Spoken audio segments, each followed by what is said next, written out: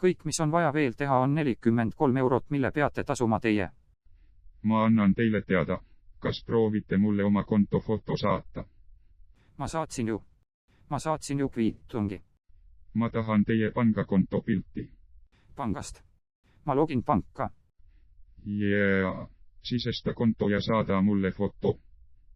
Sa teed oma telefoniga konto ekraani pildi ja saadad selle mulle. Ma tegin teile ühe video. Kui palju sa saatsid?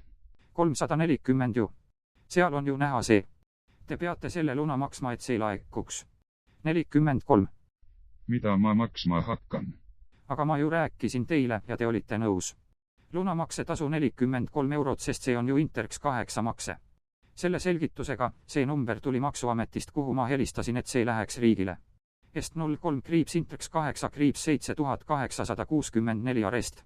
Igal juhul minu poolt on kõik õigesti tehtud, nüüd ootame teid. 340 eurot peab minu kontole laekuma enne, kui ma maksan 43. Ei, see laekub, kui 43 maksate, see ongi selle mõte ju. Kas te lugesite seadust? See on seal kirjas. 130 ja 131.